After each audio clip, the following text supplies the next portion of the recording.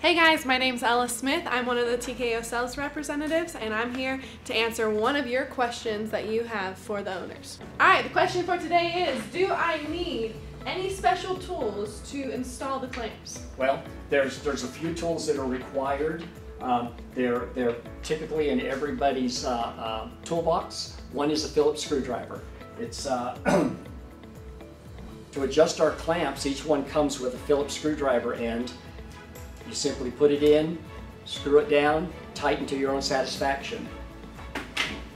Another stock clamp that we have, we call this our zero clearance clamp. It comes with quarter 20 hex heads, and any quarter 20 opens it and puts it on. Another thing that we have is an 1/8 inch. It's Allen wrench.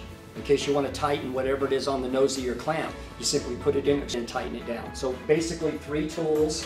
It will be based on what clamp you buy, but as soon as you get the clamp, you look at it and you go, that's a hex head, or that's a Phillips screwdriver. And that's basically how simple it is to install and remove our clamps from your robot. If you guys are interested in any of the products seen in this video, go to tkoclamps.com to see our American-made products.